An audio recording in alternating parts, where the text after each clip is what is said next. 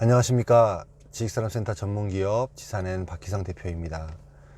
2019년 10월 7일 월요일 아침 출근길인데요. 비가 오고 있습니다.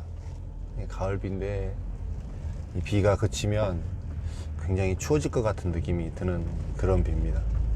아직 본격적인 가을은 아닌데 이렇게 온도가 많이 떨어질 것 같고요. 나가실 때 이렇게 좀 얇은 잠바라도 갖고 나가시는 게 좀 좋을 것 같다라는 생각이 듭니다. 오늘 아침 영상에서는 그 지식산업센터를 요즘에 이제 많은 분들이 그 임대사업자들이 이렇게 많이 받잖아요. 근데 이제 이 임대사업자들이 대출을 받을 때에 대해서 조금 주의해야 될 부분들이 좀 있습니다. 그 부분에 대해서 한번 이야기 드릴게요.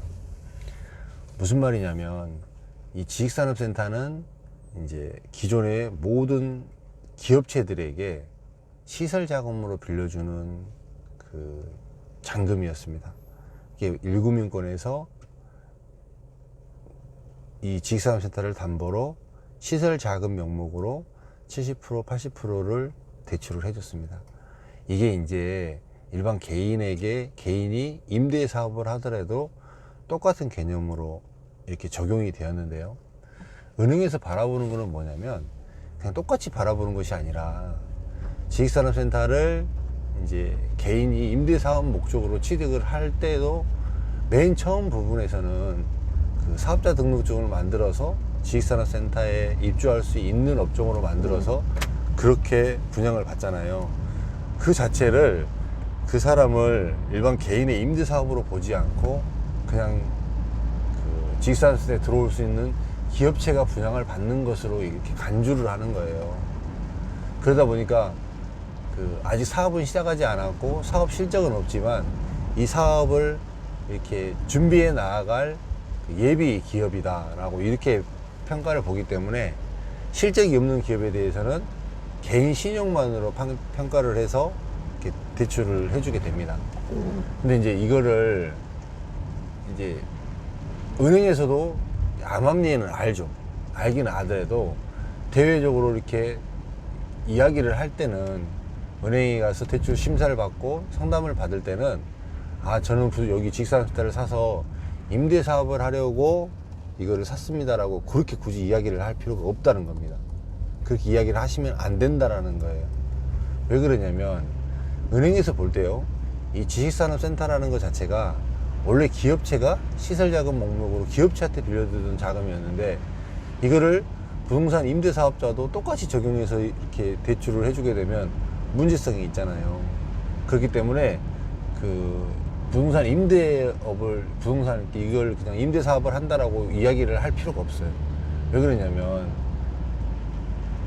만약에 대출을 하고 난 다음에 대출 다 실행시키고 난 다음에 등기가 넘어가고 난 다음에 그 다음에 임대사업을 하는 거는 아무 문제가 안 되지만 사전에 대출을 진행하는 과정에서 이 사람이 부동산 임대를 목적으로 샀다, 부동산 임대를 할 것이다, 이것 때문에 대출 비율이 깎이게 된다면 고스란히 그 문제성은 분양을 받은 사람이 잔금을 치르는데 문제가 되잖아요. 그렇기 때문에 이 부분을 특별히 또 조심을 하셔야 됩니다. 그 다음에 이제 좀 차이가 나는 게 있는데 뭐냐면 일반 이제 지금 현재까지는 취득세를 50%를 감면을 해주잖아요. 원래적으로는 지식산업센터는 이 50% 감면을 무조건 받아야 되는 거예요.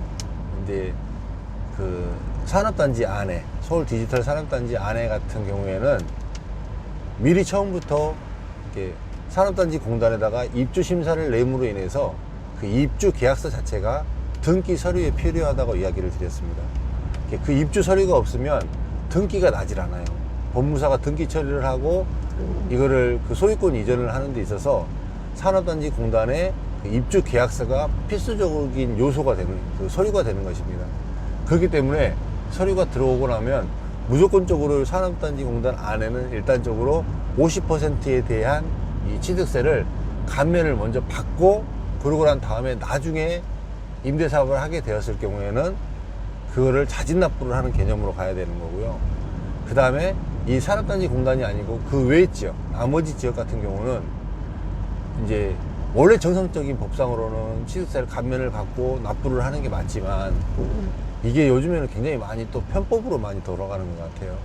이거를 처음부터 이렇게 사전에 등기를 할 때 취득세를 아예 다 내버리고 이렇게 그 사업자 등록상에 업종에다가도 부동산 임대업이라고 아예 이렇게 못을 박아서 임대사업을 처음부터 시작하는 이런 케이스로 많이 넘어가는 것 같습니다. 이 부분도 조금 이렇게 주의할 부분이시니까 아예 산업단지공단 제외지역 같은 경우에서는 그 기타 지역 같은 경우에서는 굳이 이걸로 인해서 이제 번거롭게 하지 마시고 그게 또 보편화돼서 넘어가고 있는 중이니까 아예 처음부터 이 법무사하고 상의를 하셔서 처음부터 등기를 치실 때 취득세를 감면을 받아도 되느냐를 물어보고 그게 적법하고 문제가 없다고 할 것 같으면 그냥 그 감면을 받지 말고 넘어가시는 게 더 좋습니다. 그 다음에 이제 이런 부분들을 통해서 취득세하고 이 대출 부분들을 통해서 이제 처음 그 부분이 여러분들이 이제 절차에 대해서 잘 모르시는 분들이 있어서 제가 다시 한번 설명을 좀 드렸고요. 이게 이제 그 대출을 받으실 때는 좀 중요한 부분이 될 수가 있어요. 돈하고 직접적인 관련이 있기 때문에 좀 중요한 부분이 되니까 좀 이렇게 신경을 쓰시고 은행 대출 상담을 하시면은 훨씬 더 나은 부분이 생길 수 있으니까 여기 이렇게 처음부터 나는 사업의 목적이다라는 것을 주안점을 두는 게 기업체에서도 판단하기에 훨씬 좋다라는 이 부분을 오늘 이야기를 좀 드리고 싶습니다. 월요일 아침인데요. 벌써 또 이렇게 비가 많이 와서 많이 좀 다운되는 이런 느낌도 좀 있습니다만은 좀 또 건강하게 한 주를 더 잘 지내시고 그러시길 바라겠습니다. 오늘 영상 여기서 마치도록 하겠습니다. 감사합니다.